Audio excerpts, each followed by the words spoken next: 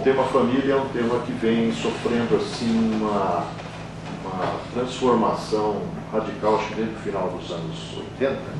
E nós vamos ver aí um conteúdo muito interessante que nos ajuda a entender por quê, justamente pelas carências em termos de informações.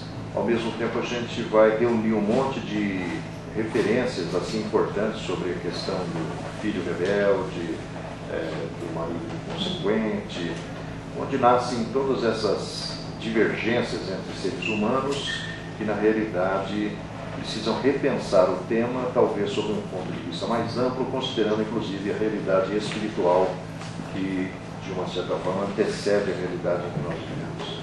Como não poderia deixar de ser, nós vamos começar vendo aquilo que está lá no Livro dos Espíritos. Nós vamos encontrar conteúdos acerca de família no Livro dos Espíritos, sobretudo nas leis morais, que vai falar sobre a lei da sociedade. Nós vamos encontrar no Evangelho segundo o Espiritismo, no capítulo Honrai vosso pai e vossa mãe, que é uma afirmação contida lá no Decálogo de Moisés, que mostra que a questão da relação com os mais idosos, os ancestrais, é uma complicação milenar, né?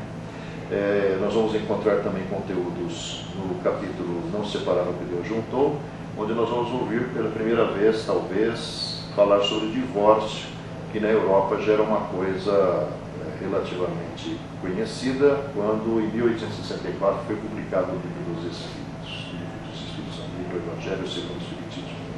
No século XX, nós sabemos que o Brasil chegou ao divórcio em 1970, né? Acho que 70, através do Nelson Carneiro, numa briga aí no judiciário, no legislativo, que demorou décadas para suceder ao tal do divórcio, que era uma forma um pouco mais, talvez, injusta para a mulher, principalmente, né? Então, ouvindo lá a espiritualidade a partir dos questionamentos de Kardec. Qual seria para a sociedade o resultado do relaxamento dos laços de família, que é o que está acontecendo aqui e agora no mundo em que vivemos? Uma recrudescência do egoísmo. Será contrário à lei da natureza o casamento, isto é, a união permanente de dois seres? É um progresso na marcha da humanidade, afirma a espiritualidade. Que efeito teria sobre a sociedade humana a abolição do casamento? Seria uma regressão à vida dos animais. O estado de natureza é o da união livre e fortuita dos sexos, comenta Allan Kardec. O casamento constitui um dos primeiros atos de progresso nas sociedades humanas porque estabelece a solidariedade fraterna e se observa entre todos os povos, se bem que em condições diversas. A abolição do casamento seria, pois, regredir a infância da humanidade e colocaria o homem abaixo mesmo de certos animais que lhe dão o exemplo de uniões constantes. A gente vê que essa questão do casamento ela varia de acordo com a cultura, a localidade. Na Índia é negociada, no Oriente Médio nós temos lá aquela posição da mulher subalterna ao homem, né, principalmente nas sociedades influenciadas pelo islamismo. Os laços de sangue não determinam necessariamente os laços espirituais. Isso aqui é muito importante, nós vamos ver lá na frente uma informação que para mim foi surpreendente. O corpo gera o corpo, porém o espírito não é gerado pelo espírito porque já existia antes da gestação do corpo. Não foram os pais que geraram o espírito do seu filho, eles apenas forneceram-lhe um corpo carnal. Além disso, devem ajudá-lo no seu desenvolvimento intelectual e moral para fazê-lo progredir. Frequentemente, o espírito renasce no mesmo meio que já viveu, estabelecendo de novo relações com as mesmas pessoas, a fim de reparar o mal que lhes haja feito. Se reconhecesse nelas a quem odiara, quiçá o ódio lhe despertaria outra vez no íntimo. De todo modo, ele sentiria humilhado em presença daquelas a quem houvesse ofendido. Isso está lá no Evangelho segundo o Espiritismo. Primeira pergunta. Relacionamentos iniciados pela atração visual sexual geralmente resultam complicados. Esse tema, inclusive, foi tratado semana retrasada aqui na Casa do Caminho pela doutora Maria Antonieta Sá, uma psicóloga com história de vida fantástica, e que fez uma palestra também muito interessante sobre o tema. Como explicar isso? O tema, aliás, era coragem e casamento. Todos os problemas da vida afetiva, responde a espiritualidade, serão devidamente aclarados quando o conhecimento da reencarnação for concebido na base da regra áurea. Faremos a outra e nos domínios afetivos aquilo que desejamos se nos faça. Isso porque de tudo que doarmos ao coração alheio, recolheremos de volta. O amor em sua luminosa liberdade é independente em suas escolhas e manifestações. No entanto, obedece igualmente ao princípio: livre na sementeira e escravo na colheita.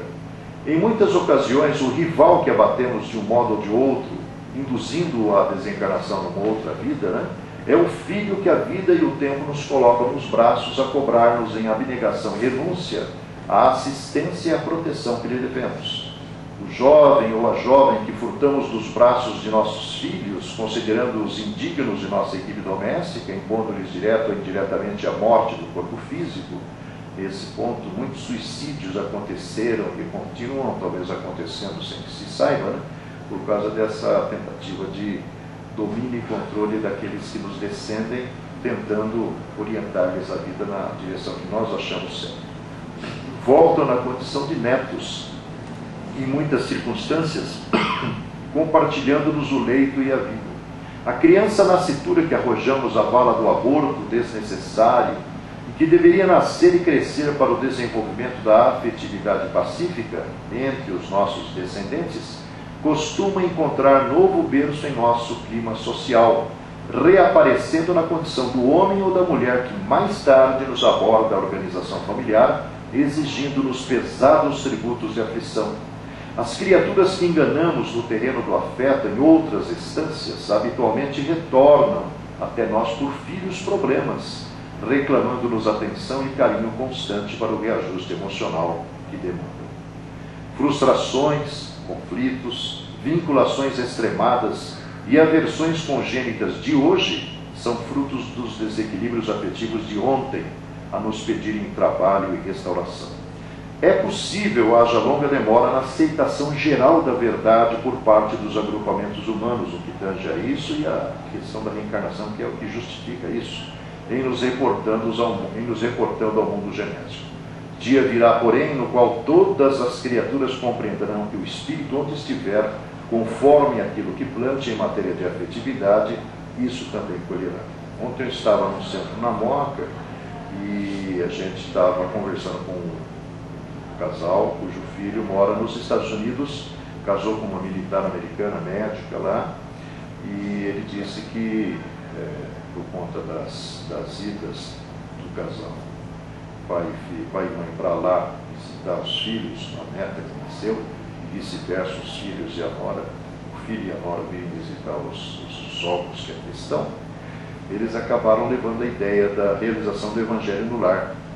E ele contava ontem que a médica e o marido convidaram, eles moram numa base militar americana em Seattle, lá no estado de Washington, que é a capital desse estado, e não Washington, capital do estado, mas o estado de Washington, que é no lado oeste, do lado do Pacífico, ao lado do Canadá, e eles convidaram o capelão da base para vir frequentar, assistir uma daquelas reuniões. E qual não foi a surpresa quando o cara meio assim, meio receoso, quando ouviu várias vezes a referência à palavra espírito, ao ir embora, pediu para eles tomarem muito cuidado com esse negócio de espírito. Eles morrem de medo de espírito. Aí que legal, americano, padre, e mostra que essa escola, infelizmente, ainda está muito refratária às ideias mais razoáveis e lógicas.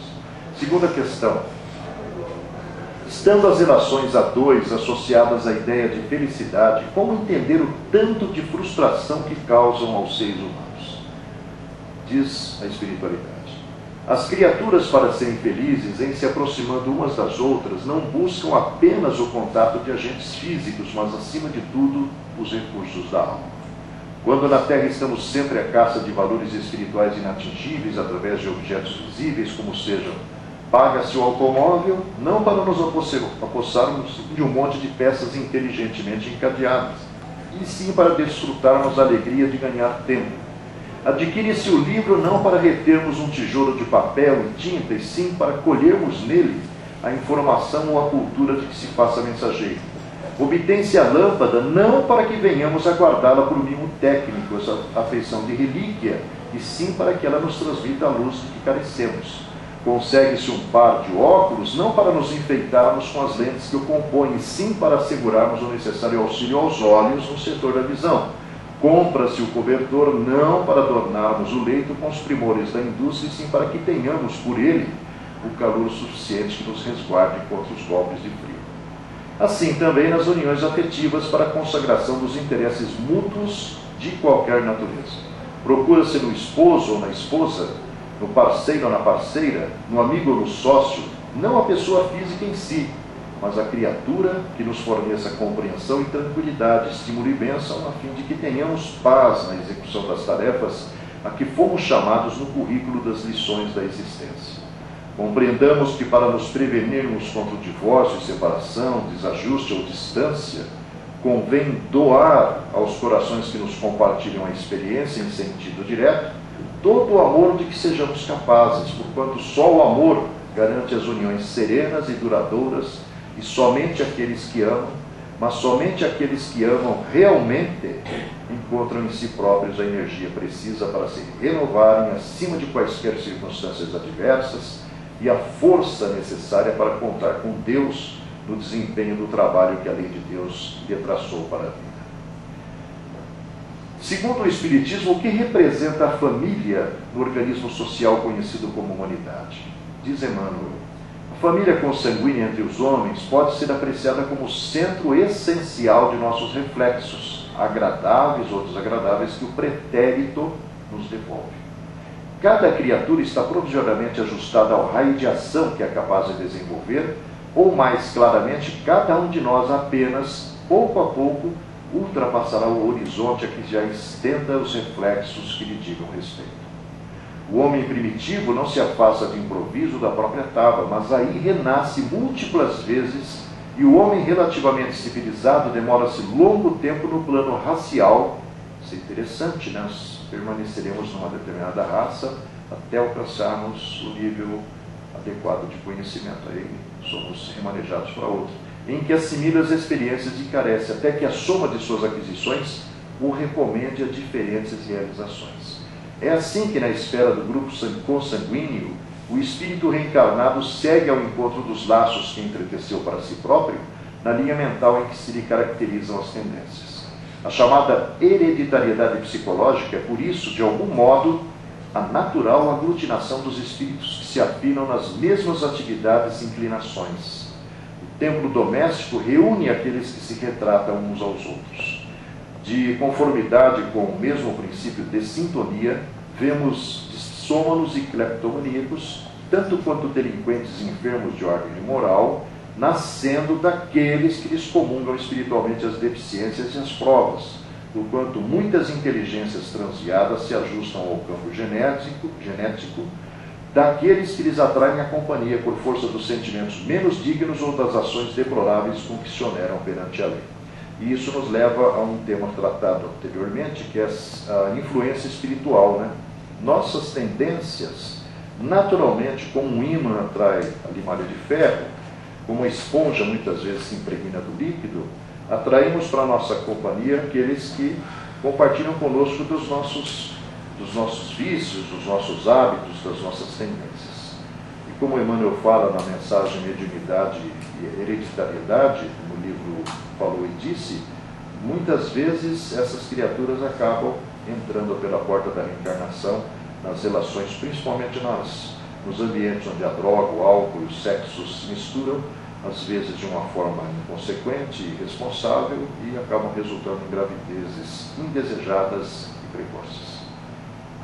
Então, no círculo da família, estamos retificando ou aperfeiçoando relações mal conduzidas em vidas passadas, diz a espiritualidade.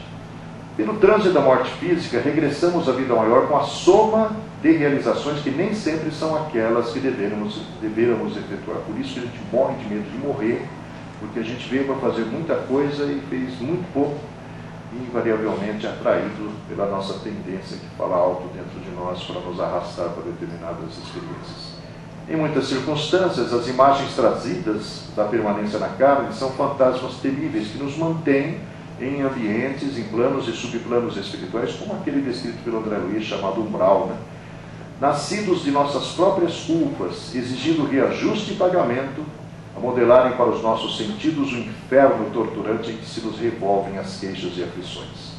Retomamos assim, antes do berço, o contato direto com os nossos credores e devedores para a liquidação dos débitos que contraímos, cujo balanço efetivo jaz devidamente contabilizado nas leis divinas. Às vezes, encontrando em algum daqueles que viveram conosco, que nos toleraram, nos aguentaram, invariavelmente até conhecendo as nossas mazelas, como, por exemplo, a mãe do André Luiz, no livro Nosso Lar, que na realidade foi uma mulher traída deslealmente pelo companheiro, pelo marido, dentro dos padrões da época em que viveram, na metade do século XX para trás, e na realidade ela, no plano espiritual, consegue a autorização de retornar, reencontrar o ex-marido, que também seria trazido à reencarnação, para que juntos possibilitassem a duas das entidades que se viciaram nos desvarios do sexo com o ex-marido, né, para que elas, na condição de filhas, pudessem, talvez, começar a ser amadas pelo marido dela, ex-marido dela, de uma forma diferente do que aquela forma sensual. E aí nós vamos ver aí na frente um negócio muito interessante, que o Freud, quando focaliza e situa, circunscreve todas as tendências, muitas vezes, de preferência de mães por filhos, de pais por filhas, isso muitas vezes está escondendo dentro do que ele chama de complexo de Electra e de Édipo, relações anteriores, obsessivas, atormentadas, resultando às vezes, ou derivando muitas vezes, como aliás o Brian Weiss fala nos seus livros, lá nos Estados Unidos é muito comum isso, no incesto, né? A relação mãe-filho, ou pai e filha, de uma forma assim, além dos limites que a moral já estabelece para algumas culturas. É desta maneira que comumente renascemos na Terra segundo as nossas dívidas ou conforme as nossas necessidades, assimilando para esse fim a essência genética daqueles que se nos afinam com o modo de proceder e de ser. Os problemas da hereditariedade, em razão disso, descendem de forma geral dos reflexos mentais que nos sejam próprios. No mês que vem nós vamos ver um conteúdo muito interessante que estamos construindo sobre os transtornos mentais obsessivos e patológicos. De conformidade com a regra, porém, nosso berço no mundo é o reflexo das nossas necessidades, cabendo a cada um de nós, quando na reencarnação, honrá-lo com um trabalho digno de restauração, melhoria ou engrandecimento, na certeza de que a ele fomos trazidos ou atraídos segundo os problemas da regeneração ou da mordomia de que carecemos na recomposição do nosso destino perante o futuro. Ou seja, nada que acontece aqui no âmbito chamado família tem origem no nada. Tudo tem uma correspondente causa que nos faz reencontrar nessa dimensão, pagando aquilo que aqui criamos em existências passadas, os débitos perante a nossa consciência, que é a expressão da lei de Deus em nós. Diante disso, os integrantes da família consanguínea não são estranhos. Olha aí que legal isso. A parentela no planeta faz-se filtro da família espiritual. O que é essa família espiritual? Na realidade, quando nós começamos, como vimos nos conteúdos anteriores, a nossa caminhada evolutiva, simples e ignorantes, questão 607A do Livro dos Espíritos, nos fala que nós nos tornamos espíritos após uma súbita transformação, provavelmente o acesso à capacidade de pensamento contínuo, e nessa simplicidade e ignorância vamos dando vazão a todo aquele conteúdo da nossa memória integral, que a gente chama de inconsciente, chama de instinto, que na verdade é o conjunto de reflexos condicionados em múltiplas existências e experiências, e nos comprometimentos que vamos assumindo com seres humanos, na vazão e no extravasamento das energias sexuais, às vezes no exercício do egoísmo, do orgulho, no âmbito talvez das relações possessivas que caracterizavam esse ser ainda primitivo, na realidade nós vamos construindo a chamada família espiritual, sediada além da existência física, porque ela se compõe, recompõe lá, mantendo os laços preexistentes entre aqueles que lhe comungam o clima, porém, arraigadas nas vidas passadas e todos aqueles que a compõem, a família terrestre é formada assim de agentes diversos, porquanto nela se reencontram comumente afetos e desafetos, amigos e inimigos, comumente amigos e inimigos para o ajuste ou os reajustes indispensáveis ante as leis dos destinos. Então, essa família que nos trouxe, ela na realidade filtrava a família espiritual. E essa família espiritual ela vai se aperfeiçoando ao longo das eras para, na realidade, compor a chamada família universal, onde os seres humanos efetivamente vão se sentir como irmãos, filhos do mesmo pai. O clã familiar evolve incessantemente para mais amplos conceitos de vivência coletiva sobre os ditames do aperfeiçoamento geral, conquanto se erija sempre em educandário valioso da alma. Temos, dessa forma, no Instituto Doméstico, uma organização de origem divina, em cujo seio encontramos os instrumentos necessários ao nosso próprio aprimoramento para a edificação do mundo melhor. Evidentemente, essa visão não é acessível a qualquer um, né? Até porque a gente vê a degradação, a degeneração, a destruição da família nos últimos 30 anos aqui na Terra. Aparentemente surge agora uma geração de espíritos que já vem com um comportamento mais, de uma certa forma, responsável em relação a filhos, em relação à esposa, em relação ao marido, né? Isso a gente tem visto aí, a gente tem convivido com pessoas que compuseram famílias recentemente e vemos assim a participação, a reciprocidade nos compromissos e comprometimentos, né? Questão número 6. Trata-se de uma regra absoluta, esse negócio aí da organização da família. Excetuam-se os planos organizados para as obras especiais. Então, às vezes, nós nos reencontramos com desafetos que não fazem parte ainda daquela família espiritual, né? Às vezes com tarefas definidas, não faremos parte necessariamente daquele ritmo de vida daquela família, porque somos diferenciados porque viemos com uma tarefa. Chico Xavier, por exemplo, é um exemplo, né? Nós vemos ali uma família de 16, 15 irmãos, mas tirando o Chico Xavier, que teve assim uma direção, o restante teve comprometimentos, doenças, desentendimentos, dentro de uma época compatível com aquilo que eles acreditavam sobre a influência do catolicismo ou não, e também tem uma influência relativamente pequena hoje, principalmente, né? Mas que ainda permanece atavicamente preso ao nosso passado, à nossa herança mental de outras eras, em que espíritos missionários senhoreiam as reservas fisiológicas para a criação de reflexos da vida superior entre os homens, impelindo-os à maior ascensão. Todo o berço de agora retrata o ontem que passou. Caso de uma Madre Teresa, de um Papa Francisco, né? A gente vê, não se ouve falar em família deles, quem são, né? Mas na verdade eles são a diferença naquele meio. O caminho que iniciamos em determinada existência é o prolongamento dos caminhos que percorremos naquelas que a precederam. É que as células germinais, por sementes vivas, reproduzem os nossos clichês da consciência. Ou seja, que está dito lá atrás nos conteúdos já produzidos aqui, na realidade é a reencarnação no corpo que ostentaremos, no grupo familiar em que ressurgiremos, está nos oferecendo a oportunidade de recolocarmos a nossa sintonia nesses clichês de consciência, muitas vezes desarmônicos, que nós, na verdade, mantemos por dentro de nós, no sentido de alcançar justamente o equilíbrio que falta, no trabalho impalpável da formação de um novo corpo. Na câmara uterina, o reflexo dominante de nossa individualidade impressiona a chapa fetal o conjunto dos princípios germinativos, que nos forjam os alicerces de novo instrumento físico, selando-nos a destinação para as tarefas que somos chamados a executar no mundo em certa cota de tempo, porque 50, 60, 30, 20 anos nada representam perante a eternidade.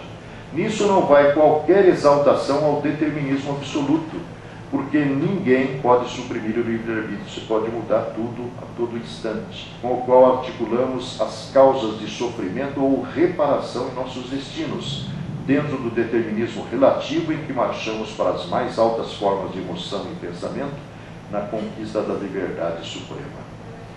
Questão número 7. Essa visão justifica os conflitos existentes no grupo familiar? A doutrina espírita elucida claramente o problema do lar, definindo responsabilidades e entremostrando os remanescentes do trabalho a fazer segundo os compromissos anteriores em que marido e mulher assinaram um contrato de serviço antes da reencarnação. Geralmente é uma combinação feita lá. Dois espíritos sob o aguilhão do remorso, ou tangidos pelas exigências da evolução, ambos portando necessidades e débitos, combinam encontro ou reencontro no matrimônio, convencidos de que união esponsalícia é, sobretudo, um programa de obrigações regenerativas. Reincorporados, porém, na veste física, se deixam embair pelas ilusões de antigos preconceitos da convenção social humana. Por isso que o modelo hoje ainda, de uma certa forma, dominante, é o modelo do passado, né? Precisa ser revisto para nós, evidentemente, nos compenetrarmos do que significa família, do que significa casamento, do que significa paternidade. Ou pelas hipnoses do desejo e passam ao território da responsabilidade matrimonial, quais sonâmbulos sorridentes, acreditando em felicidade de fantasia, como as crianças admitem a solidez dos pequeninos castelos de papelão. Surgem, no entanto, as realidades que sacodem a consciência. Esposo e esposa reconhecem para logo que não são os donos exclusivos da empresa. Sogro e sogra, cunhados e tutores, os agregados, fazem parte do pacote. Consanguíneos são também sócios comanditários, cobrando juros do capital afetivo que emprestaram, e os filhos vão aparecendo na feição de interessados no ajuste, reclamando cotas de sacrifício, ou seja, um negócio bastante dinâmico. O tempo que durante o noivado era todo empregado no montante dos sonhos, passa a ser rigorosamente dividido entre deveres e pagamentos, que a gente nunca imagina mesmo quando vai entrar no casamento, né? Previsões e apreensões, lutas e disciplinas, e os cônjuges desprevenidos, não sabiam o que era aluguel, não sabiam o que era condomínio, não sabiam o que era plano de saúde, de conhecimento elevado, não sabiam o que era remédio, né? Começam a experimentar fadiga e desânimo, quanto mais se lhes torna necessária a confiança recíproca para que o estabelecimento doméstico produza rendimentos de valores substanciais em favor do mundo e da vida do espírito. Descobrem, por fim, que amar não é apenas fantasiar, mas, acima de tudo, construir. E construir pede não somente plano e esperança, mas também suor e, por vezes, aflição e lágrimas. Família resulta da união de dois seres através do casamento. Tudo bem. O que candidatos devem ter em mente? Não basta casar-se, imperioso saber para quê. Dirás provavelmente que a resposta é óbvia, que as criaturas abraçam o matrimônio por amor. O amor, porém, reclama cultivo. E a felicidade na comunhão afetiva não é prato feito, e sim construção do dia a dia. As leis humanas casam as pessoas para que as pessoas se unam segundo as leis divinas. Se desposas alguém que te constituiu o mais belo dos sonhos, e se te encontras nesse alguém o fracasso do ideal que acalentaste, uma decepção total, é chegado o tempo de trabalhares mais intensivamente na edificação dos planos que ideaste de início. Ergueste o lar por amor, e tão somente por amor conseguirás conservá-lo. Não será exigindo tiranicamente isso ou aquilo de quem te compartilha o teto e a existência, que te desincumbirás dos compromissos a que te empenhaste. Unicamente doando a ti mesmo em apoio da esposa ou esposo é que assegurarás a estabilidade da união em que investiste os melhores sentimentos. Se sabes que a tolerância e a bondade resolvem os problemas em pauta, a ti cabe o primeiro passo a fim de patenteá-las na vivência comum, garantindo a harmonia doméstica. Inegavelmente não se te nega o direito de adiar realizações ou dilatar o prazo destinado ao resgate de certos débitos, de vez que ninguém pode aceitar a criminalidade em nome do amor. Entretanto, nos dias difíceis do lar, recorda que o divórcio é justo, mas na condição de medida articulada em última instância. E não te esqueças de que casar-se é tarefa para todos os dias, porquanto somente da comunhão espiritual gradativa e profunda é que surgirá a integração dos cônjuges na vida permutada, de coração para coração, na qual o casamento se lança sempre para a mais alta em plenitude de amor eterno. Entendendo o chamado casamento como instrumento de aperfeiçoamento dos seres, como tirar objetivamente proveito da experiência? Imperioso que a ligação se baseie na responsabilidade recíproca, que é muito difícil, né? São pessoas que vêm de formações diferentes. De vez que na comunhão sexual um ser humano se entrega ao outro ser humano e por isso mesmo não deve haver qualquer desconsideração entre si. Quando as obrigações mútuas não são respeitadas no reajuste, no ajuste, a comunhão sexual injuriada ou perfidamente interrompida costuma gerar dolorosas repercussões na consciência, estabelecendo problemas kármicos de solução por vezes muito difícil, porquanto ninguém fere alguém sem ferir a si mesmo. Milhões de almas detidas na evolução primária jazem no planeta, arraigadas a débitos escabrosos perante a lei de causa e efeito, e inclinadas que ainda são ao desequilíbrio e ao abuso, exigem severos estatutos dos homens para a regulação das trocas sexuais que lhes digam respeito, de modo a que não se façam salteadores impunes na construção do mundo moral. Os débitos contraídos por legiões de companheiros da humanidade, portadores de entendimento verde para os temas do amor, determinam a existência de milhões de uniões supostamente infelizes, nas quais a reparação de faltas passadas confere a numerosos ajustes sexuais, sejam eles ou não acobertados pelo beneplácito das leis humanas, o aspecto de ligações francamente expiatórias com base no sofrimento purificador. De qualquer modo, é forçoso reconhecer que não existem no mundo conjugações afetivas, sejam elas quais forem, sem razões nos princípios kármicos, nos quais as nossas responsabilidades são esposadas em comum. Se a organização obedece a um planejamento espiritual, como dito há pouco, como entender a gravidez fora do casamento? Dois seres descobrem um no outro, de maneira imprevista, motivos e apelos para a entrega recíproca, e daí se desenvolve o processo de atração. Inteligências que traçaram entre si a realização de empresas afetivas ainda no mundo espiritual, criaturas que já partilharam experiências no campo sexual em instâncias passadas, corações que se acumpliciaram em delinquência passional noutras eras, ou almas inesperadamente harmonizadas na complementação magnética, diariamente compartilham as emoções de semelhantes encontros em todos os lugares da Terra. Positivada a simpatia mútua, é chegado o momento do raciocínio. Acontece, porém, que diminuta é ainda no planeta a percentagem de pessoas em qualquer idade física habilitadas a pensar em termos de autoanálise, quando o instinto sexual se derrama do ser. É imperioso anotar, entretanto, em muitos lances da caminhada evolutiva do espírito, a influência exercida pelas inteligências desencarnadas no jogo afetivo.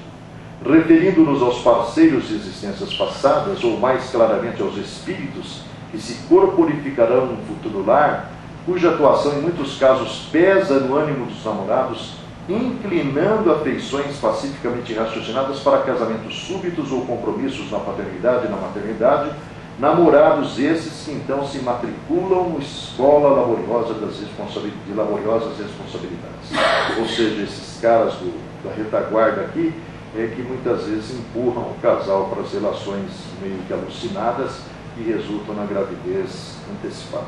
A doação de si mesmos à comunhão sexual em regime de prazer sem ponderação não os exonera dos vínculos kármicos, ou seja, aquele que vai nascer e está preso mesmo aos indivíduos que os trazem de volta pelos compromissos do passado, para aqueles seres que trazem a luz do mundo. Nesse caso, a tarefa da maternidade e paternidade se assemelha a qualquer outra.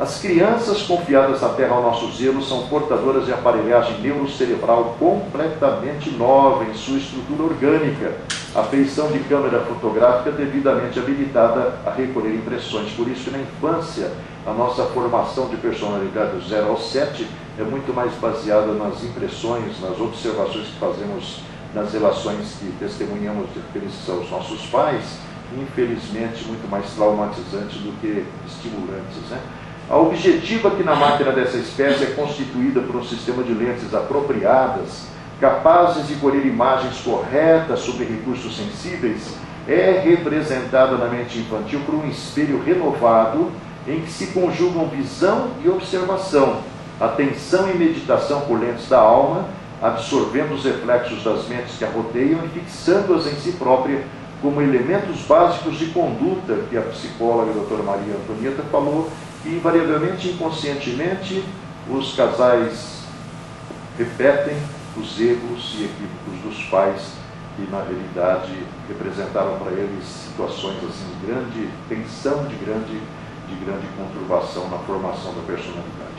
Os pequeninos acham-se, desse modo, à mercê dos moldes espirituais dos que lhes tecem o berço, ou que lhes asseguram a escola, assim como argila frágil e viva ante as ideias do oleiro.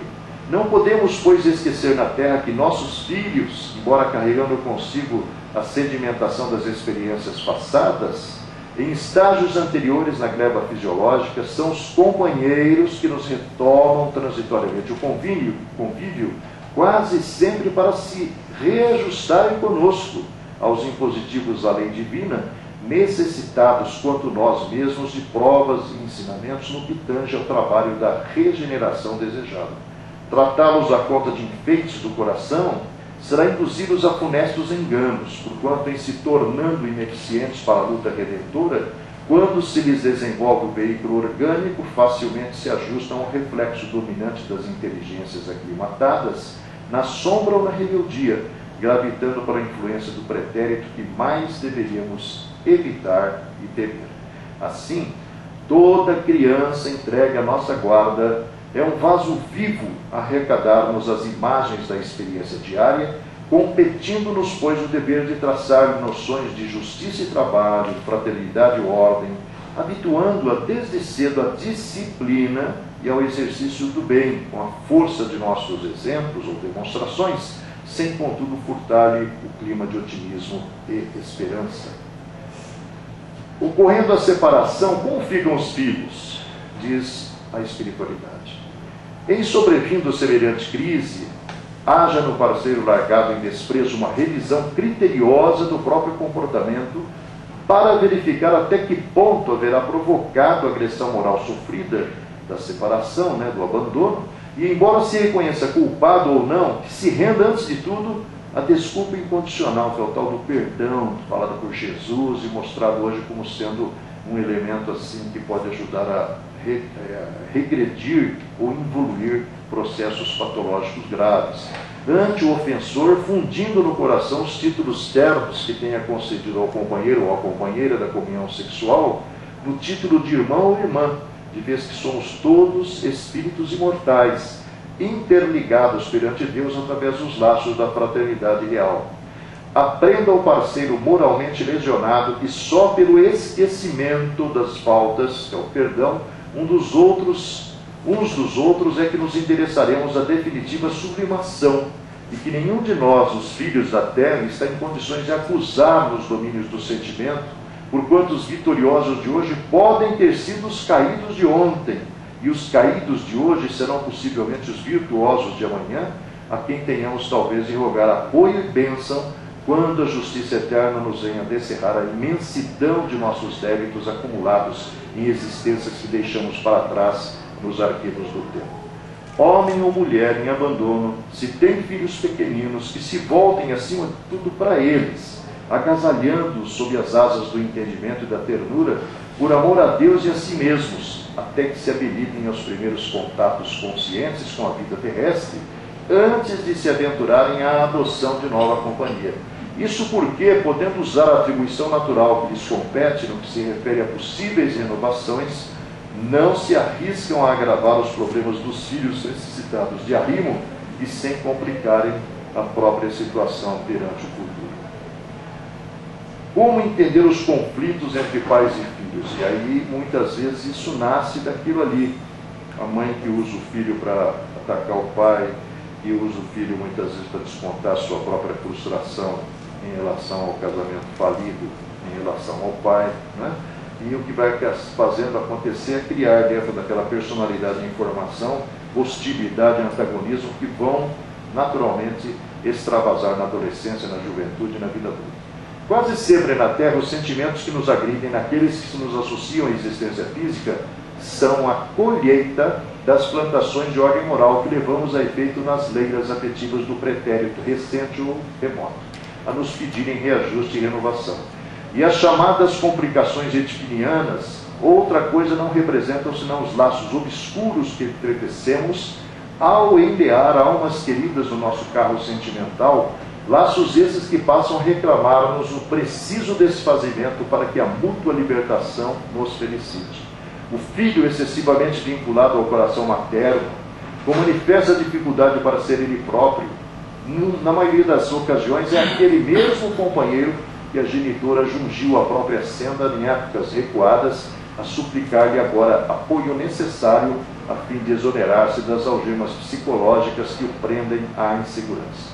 E a filha, imensamente ligada ao espírito paternal, em sérios obstáculos para se desvencilhar da autoridade, habitualmente é a mesma companheira que lhe acorrentou ao próprio destino em experiências transatas, a implorar-lhe hoje o auxílio indispensável a fim de desembaraçar do egoísmo com que se lhe empiscou a influência em nome do amor.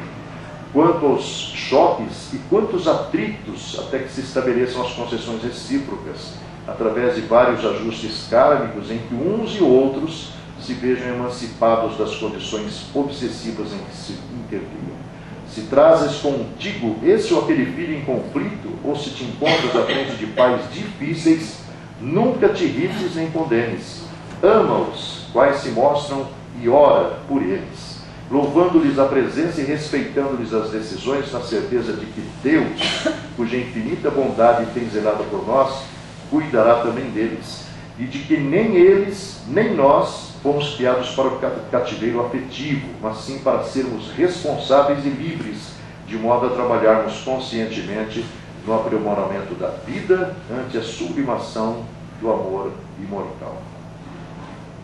E quando esses conflitos são recíprocos, bilaterais, o ódio é mútuo, como entender?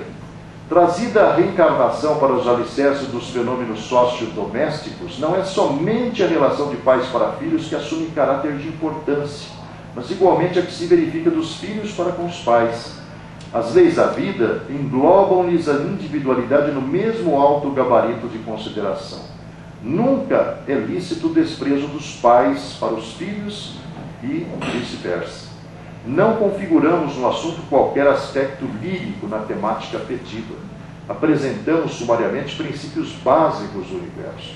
A existência terrestre é muito importante no progresso e no aperfeiçoamento do espírito. No entanto, ao mesmo tempo, é simples estágio da criatura eterna no educandário da experiência física, à maneira de estudante no internato.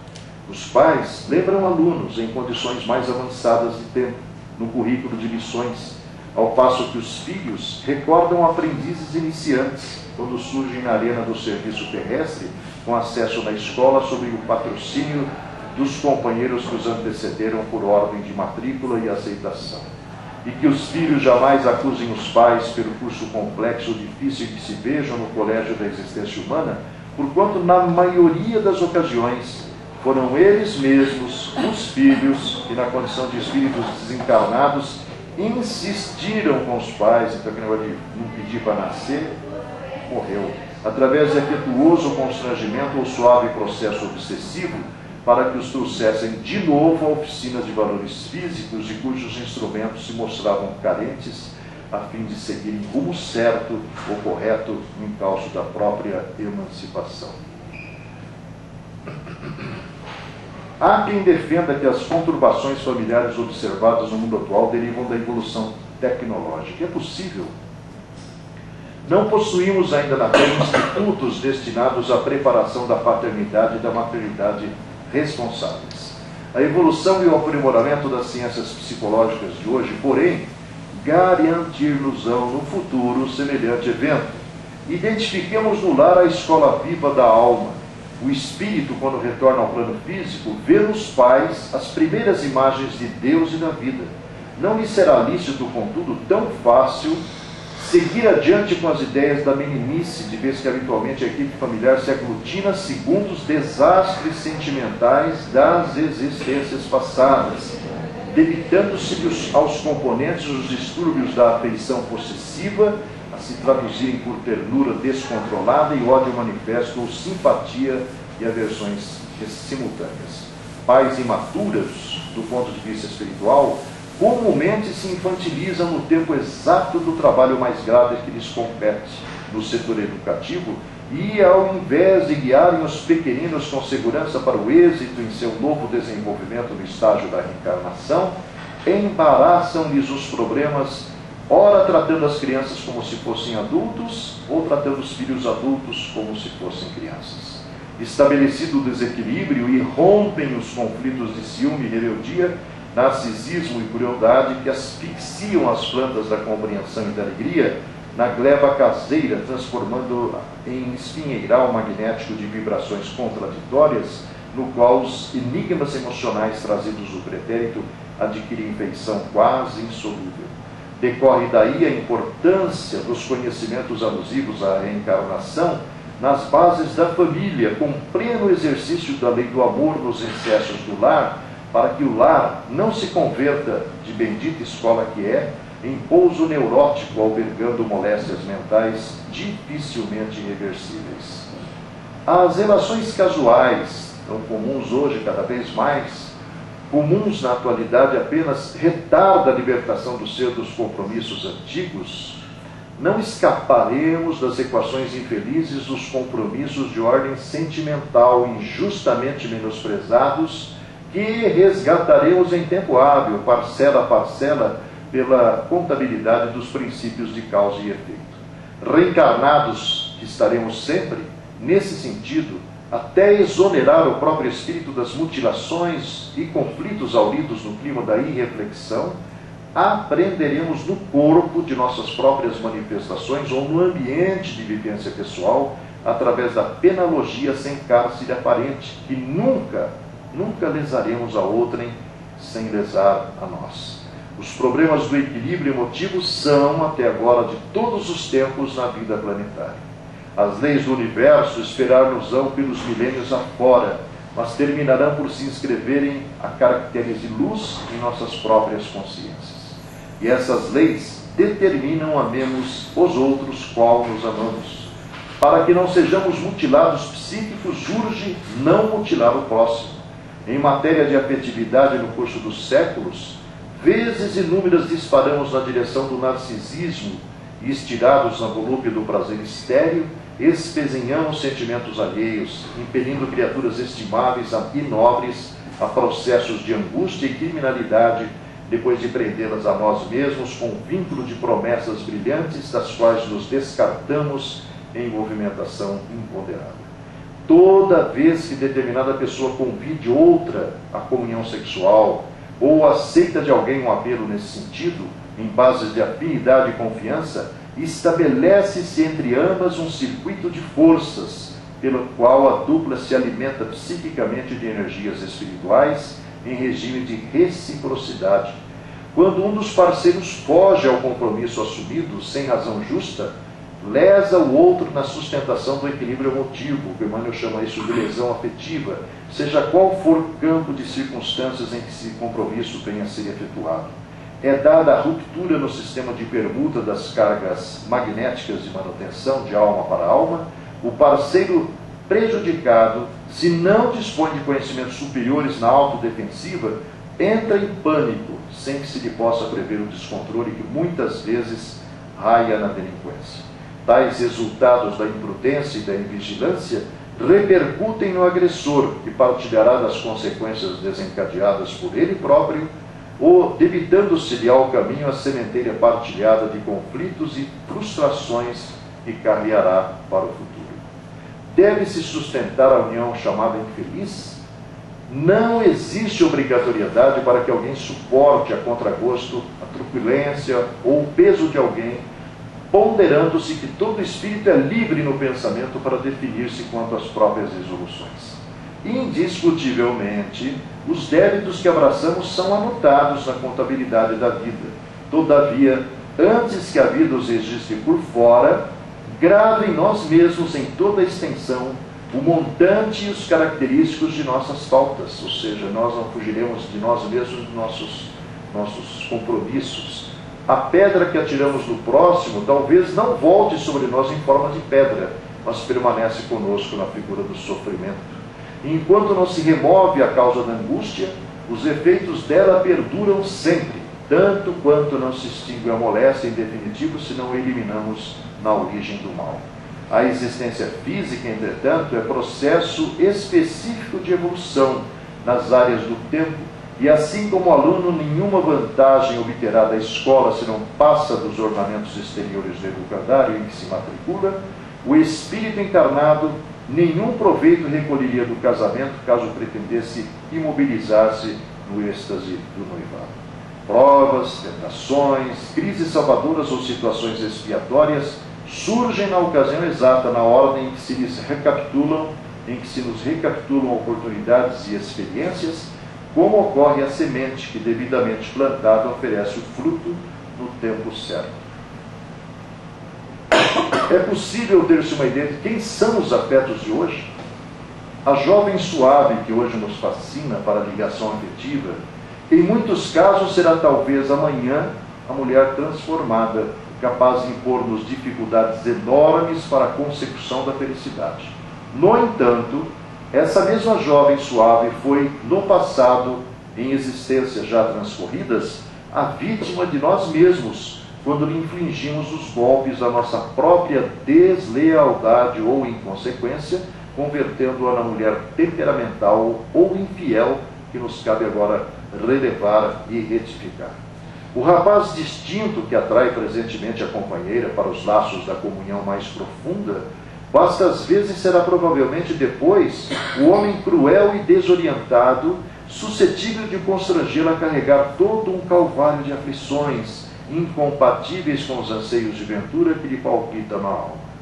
Esse mesmo jovem, o rapaz distinto, porém, foi no pretérito, em existências que já se foram, a vítima dela própria, quando desregrada ou caprichosa, lhe desfigurou o caráter, metamorfoseando-o no homem vicioso ou fingido que lhe compete tolerar e reeducar.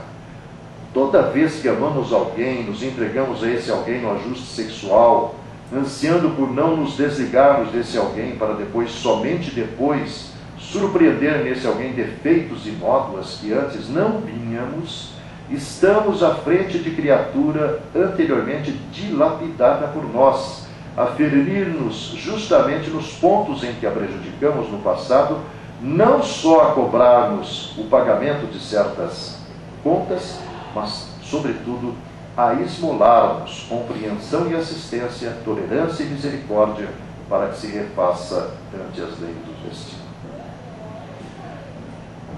No modelo convencional e tradicional da família, observa-se pessoas que procuram exercer um controle obsessivo ou discreto nas decisões dos que a compõem. Que posicionamento adotar? Inclinação mais do que justa, porquanto muito instintivamente desejamos para os outros alegrias semelhantes às nossas. Urge considerar, portanto, ou entretanto, que Deus não dá cópias. Dos pés à cabeça e de braço a braço, cada criatura é um mundo por si, gravitando para determinadas metas evolutivas em órbitas diferentes. À face disso, cada pessoa possui necessidades originais e tem o passo marcado em ritmo diverso. A vida, como sucede à escola, é igual para todos nos valores do tempo. No entanto, cada aprendiz da experiência humana, qual ocorre no educandário, estagia provisoriamente em determinado caminho de lições. Aquele companheiro terá tomado corpo na terra a fim de casar-se e construir a família. Outro, porém, ter-se-á incorporado no plano físico para a geração de obras espirituais com imperativos de serviço muito diferentes daqueles da procriação propriamente dita. Essa irmã terá nascido no mundo para a formação de filhos destinados à sustentação da vida planetária. Aquela outra, todavia, terá vindo ao campo dos homens a fim de servir a causas generosas em regime de celibato. Cada coração pulsa em faixa específica de interesses afetivos. Cada pessoa se ajusta a certa função, compreendendo assim sempre que a nossa ternura se propõe a traçar caminhos para os entes amados, saibamos consagrar-lhes em silêncio respeitoso carinho, e se quisermos auxiliá-los, oremos por eles, rogando a sabedoria divina os inspire e ilumine, de vez que só Deus sabe, no íntimo de todos nós, aquilo que mais convém ao burilamento e à felicidade de cada um. Quem são e por que surgem na família os filhos com problemas psiquiátricos ou psicológicos? Os que vêm com síndrome do pânico, transtorno bipolar, o tal da esquizofrenia, né? Diz ao Emmanuel: nunca te inclines a considerá-los transviados ou delinquentes. São amigos de existências passadas e que trouxeste ao presente pelos prodígios do amor, a fim de que se renovem. Muitos deles se faziam teus associados de lutas noutras encarnações. e em muitas outras reencarnações se perderam em espinheiros de angústia ou se internaram em túneis de sombra, direta ou indiretamente, olha aí, por tua causa. Dementados nos pesadelos e nas lágrimas da culpa, fora do plano físico, suplicavam asilo, o asilo que lhes ofereceste no lar, onde jazem hospitalizados em teu carinho, e geralmente os pais ficam se perguntando o que é isso, de onde veio, não é?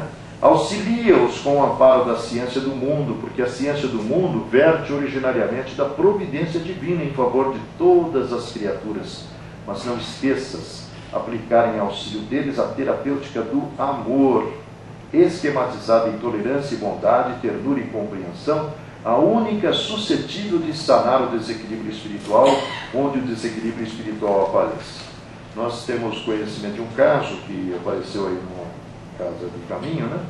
De um jovem que, na realidade, conta num livro que ele escreveu, baseado na sua própria experiência, que até os 19 anos a vida dele foi, na realidade, normal.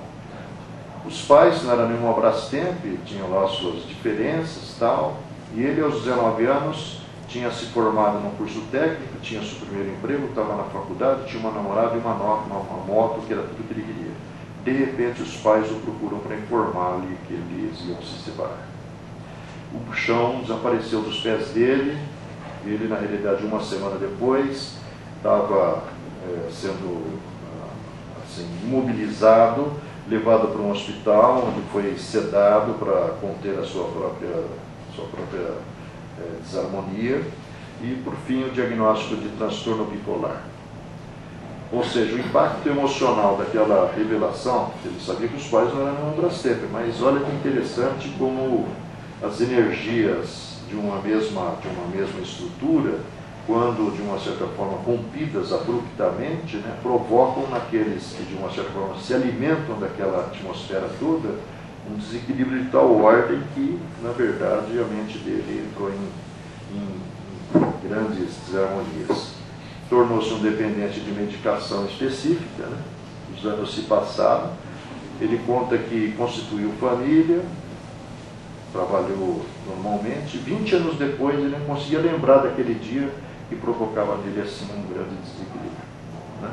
A gente não tem noção do que significa essa estrutura, mesmo uma estrutura onde a turbulência é o dominante, né? Não ouvides aplicar em auxílio deles a terapêutica do amor, que muitas vezes é o que falta na convivência, as pessoas pensam egoisticamente só em si. É possível que se erijam para teu coração por algum tempo na terra em graves desafios ao devotamento, seja criando-te incompreensões transitórias ou abatendo-se na sua sensibilidade por fardos de aflição.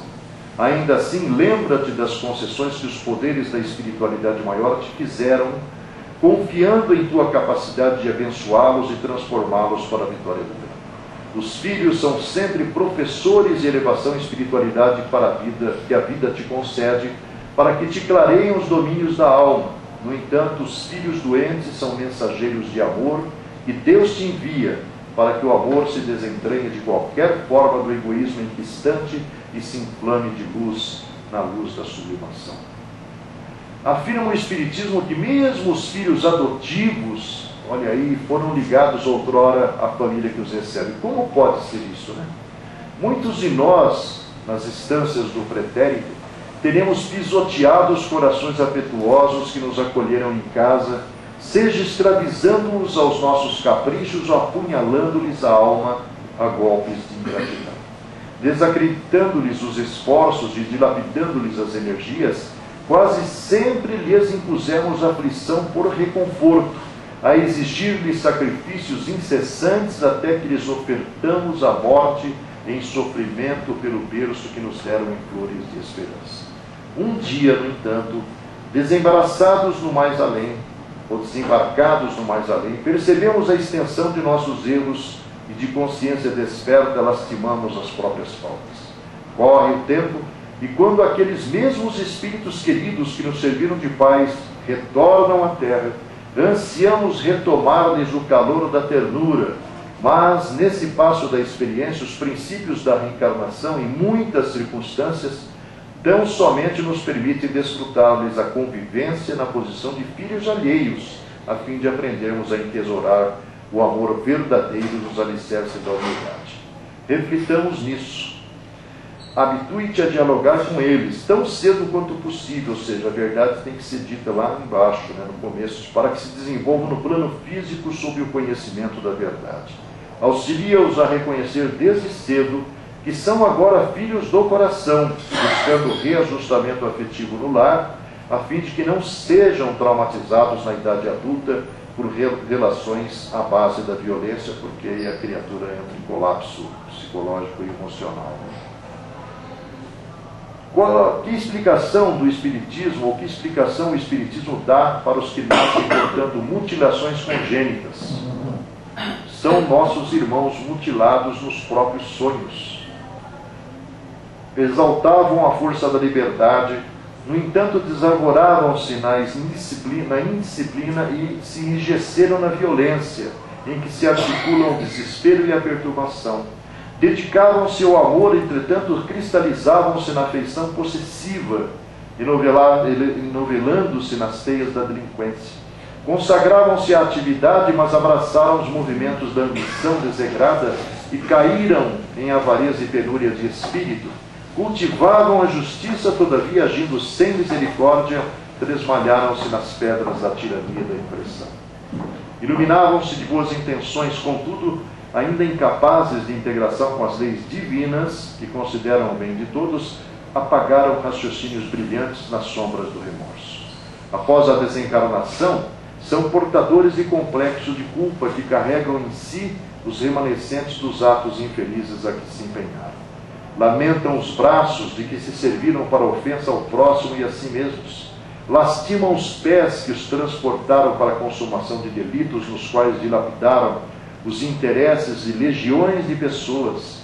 Menosprezavam os órgãos de comunicação afetiva com que enlouqueceram corações sensíveis, ao satisfazerem apetites inferiores, sem qualquer noção de responsabilidade em nome do amor, e deploram as engrenagens do cérebro com que realizaram os próprios suicídio para se reencontrar no além mais perturbados e desditosos.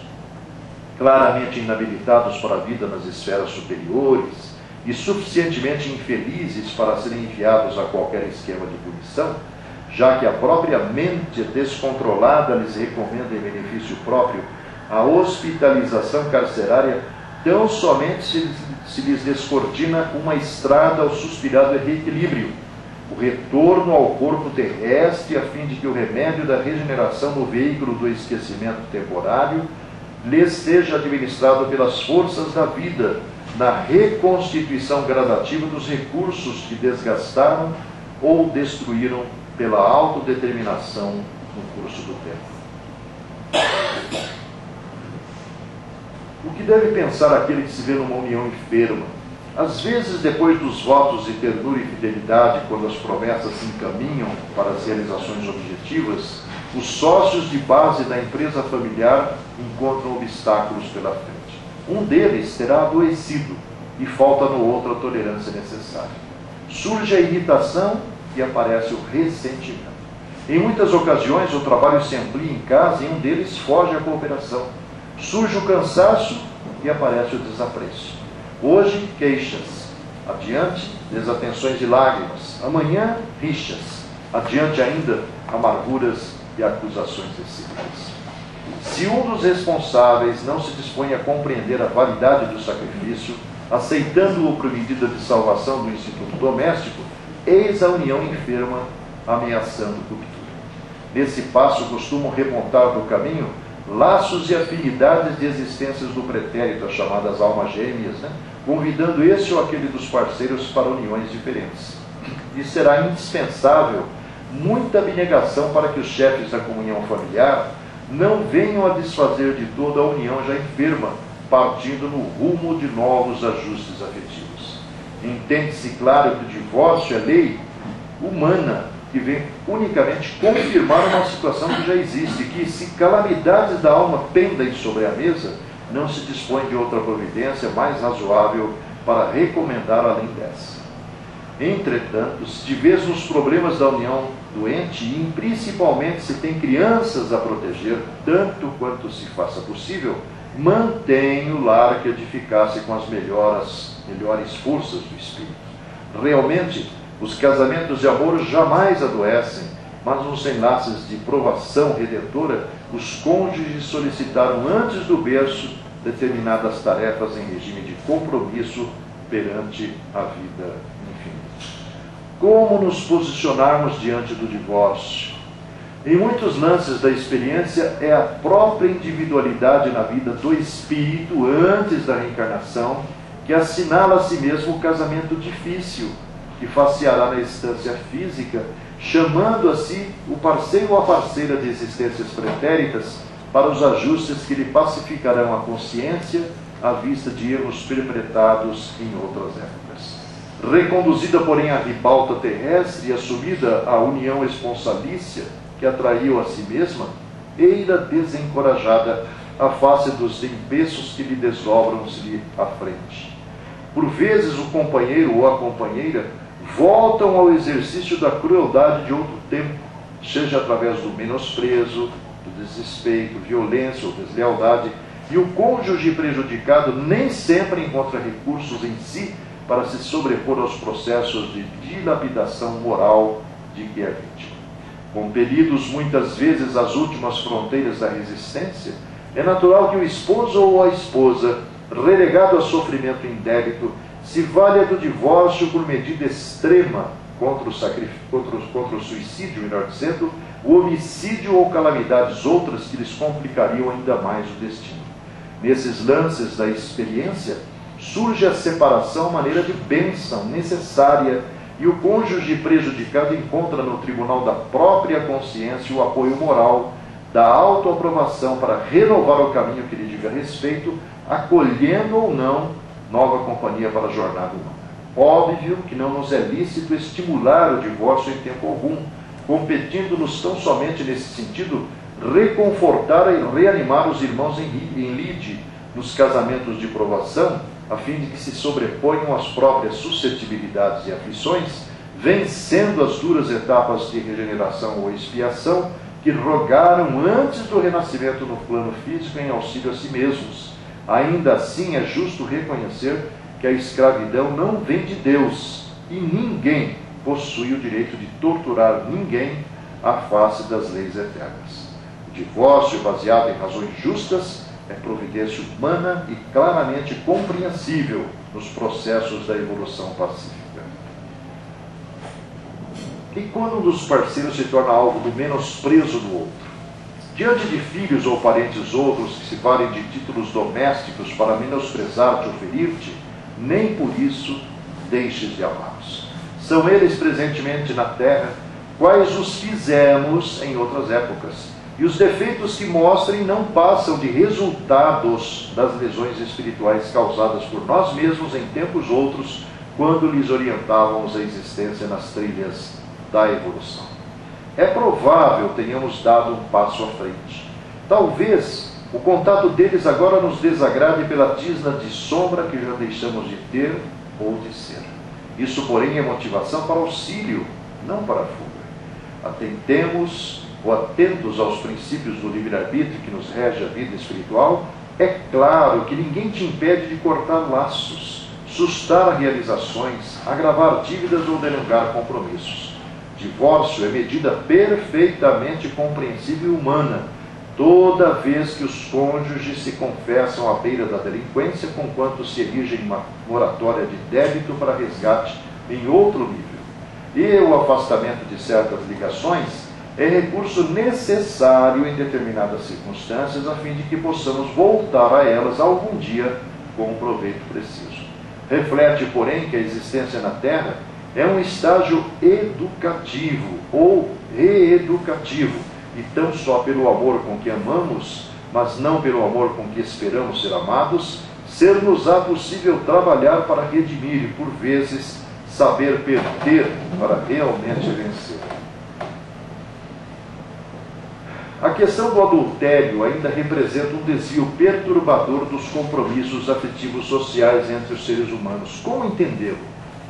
Dir-se-ia que no rol das defecções, deserções, fraquezas e delitos do mundo, os problemas afetivos se mostram de tal modo encravados no ser humano que a pessoa, ou melhor, que pessoa alguma na Terra haja escapado no cardume das existências consecutivas aos chamados erros do amor.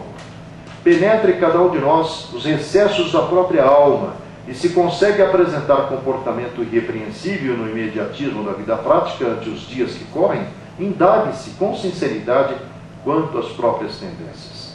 Quem não haja varado transes difíceis nas áreas do coração no período da reencarnação em que se encontre, investigue as próprias inclinações e anseios no campo íntimo e em sã consciência verificará que não se acha ausente do emaranhado de conflitos que remanescem do acervo de lutas sexuais da humanidade. Desses embates multimilenares, restam ainda por feridas sangrentas no organismo da coletividade o adultério, que de futuro será classificado na patologia das doenças da alma, extinguindo-se por fim com remédio adequado, e a prostituição que reúne em si homens e mulheres que se entregam às relações sexuais mediante paga, estabelecendo mercados afetivos. Evidentemente, o mundo avança para mais elevadas condições de existência. Fenômenos de transição explodem aqui e ali, comunicando renovação. E com semelhantes ocorrências surge para as nações o problema da educação espiritual, para que a educação do sexo não se faça irrisão com palavras brilhantes mascarando a licenciosidade. Quando cada criatura for respeitada em seu foro íntimo, para que o amor se consagre por vínculo divino, muito mais de alma para alma que de corpo para corpo, então os conceitos de adultério e prostituição se farão distanciados do cotidiano, de vez que a compreensão apaziguará o coração humano e a chamada desventura afetiva não terá razão de ser. Divergências religiosas no âmbito da família são determinantes até de separações. Como a pessoa deve conduzir-se diante disso?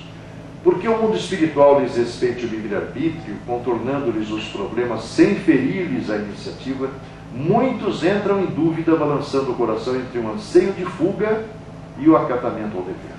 O espírita, porém, comprometido com os parentes não espíritas, permanece acordado às realidades da reencarnação. Sabe que ninguém assume obrigações à revelia do foro íntimo e ninguém renasce sem motivo nessa ou naquela equipe familiar. Seja atendendo a exigências de afinidade, escolha, expiação ou tarefa específica, o espírito reencarna ou trabalha junto daqueles com quem lhe compete evoluir, aprimorar-se, quitar-se, desincumbir-se de certos encargos ou atender a programas de ordem superior e por isso não dispõe do direito de deserção da oficina doméstica, tão só porque aí não encontra criaturas capazes de lhe partilharem os sonhos de elevação. Aliás, exatamente aí, na forja dos inquietantes conflitos sentimentais, é que se edificará para a ascensão a que aspira. Cônjuge difícil, pais incompreensivos e irmãos enigmas, filhos problemas, constituem na Terra o corpo docente de que necessitamos na escola familiar. Com eles e por eles é que avaliamos as nossas próprias claudicações de modo a corrigi-las. Indiscutivelmente, em explanando assim, não induzimos companheiro algum a compartilhar criminalidade em nome de obrigação. Desejamos unicamente ponderar que não é razoável abandonar ou interromper ajustes edificantes sem que a nossa consciência esteja em paz com o dever cumprido. Sempre que nos reconheçamos desambientados na família do mundo, à face dos princípios espíritas que os entes queridos não se mostrem de imediato dispostos a abraçar, estamos na posição do devedor entre credores vários, com a valiosa possibilidade de ressarcir nossos débitos, ou na condição do aluno em curso intensivo de burilamento individual, com a bendita oportunidade de adquirir atestados de competência em diversas lições. E diante dos que dizem não acreditar em nada, a missão mais alta entre os homens, sem dúvida, principia nos testemunhos pequeninos de serviço e abnegação no círculo estreito em que se forma a personalidade. Teu lar, tua escola. Aí dentro, Será professor e aluno ao mesmo tempo. Erguer-te-ás na cátedra do dever cumprido e transmitirás o ensinamento vivo do bom exemplo aos que te acompanham. Por outro lado, ouvirás talvez aí, nesse abençoado cenáculo de aperfeiçoamento moral, frases agressivas ou conceitos ferinos que desconheces na vida pública, a fim de que aprendas paciência e humildade no trato da purificação. As manifestações de desagrado ou corrigenda que aguardaste inutilmente dos teus maiores adversários, provavelmente recolherás em casa, aqueles que mais amas. Entretanto, exercitar o devotamento e prosseguir adiante no cultivo da tua fé. Não te lastimes nem discutas. O embate palavroso deixa o coração encharcado de fel. A opinião dos outros a teu respeito é construída ou retificada à custa das tuas próprias demonstrações de tolerância e bondade. Se a incompreensão te rodeia, serve sempre. Sofre-se injúria ou perseguições, serve ainda. Se tudo parece contrariar-te, aspirações e desígnios, serve mais. Não descreias de Deus, que te segue e te vê, pela força do exemplo, e vencerás. Como tratar os parentes doentes? Segundo o critério da imortalidade. Irmãos enfermos não são unicamente aqueles que a radiografia revela ou que a experiência médica registra. Além das moléstias que se manifestam no corpo físico, temos ainda aquelas outras que se entranham na alma por enquanto arredadas da patologia comum. Se consegues assim perceber os sofrimentos daqueles que se te vinculam à existência, conserva-os contigo tanto quanto puderes. Quanto mais pesem o orçamento de tempo e possibilidades a que te prendas, mais necessitados se mostram de proteção e segurança. Em muitas ocasiões, talvez possas situá-los em recintos pagos com o beneplácito de tua bolsa. Entretanto, não vacilamos em reformular o apelo à tua misericórdia para que os mantenhas no calor da própria ternura. São eles filhos imobilizados no leito, a te pedirem socorro. Ascendentes que se valeram ou se fizeram valentudinários e te rogam assistência, enquanto aguardam a cirurgia da morte. Companheiros encarcerados em moléstias difíceis ou irmãos outros em transes graves da vida orgânica. Além deles, encontramos ainda os doentes mentais, supostamente sadios, aqueles que passaram a evidenciar o comportamento infeliz. Os caídos em experiências amargas no campo afetivo, os desmemoriados diante das obrigações que assumiram e os que carregam obsessões ocultas que lhes desfiguram a imagem. Diante dos parentes enfermos, se te reconheces com saúde e equilíbrio a fim de observá-los, compadece-te deles e guarda-os no clima da própria presença, quanto isso se faça possível. Todos eles são a continuidade dos nossos débitos ou prolongamentos de nossa própria ternura. Como entender a questão das inversões sexuais? Sempre valiosa a contribuição da psicologia em socorro de quantos se identificam no mundo em situação paranormal nos domínios do afeto, particularmente quando ensina aos pacientes a conquista da autoaceitação. Entretanto, sem os princípios reencarnacionistas definindo a posição de cada espírito segundo as leis de causa e efeito, qualquer tipo de assistência às vítimas de desajustes psicológicos resultará incompleto. Nesse sentido, é preciso recordar que todas as lesões afetivas que tenhamos imposto a outrem repercutem sobre nós, criando lesões consequentes e análogas em nosso campo espiritual. Esse terá traumatizado almas queridas com os assaltos da ingratidão e se corporificou de novo no plano terrestre, suportando os chamados desequilíbrios congênitos.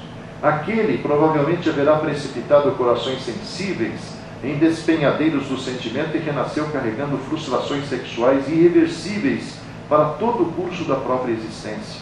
Outro perseguiu criaturas irmãs do sexo oposto, mergulhando-as em desespero e delinquência, e terá voltado à Terra em condições inversivas.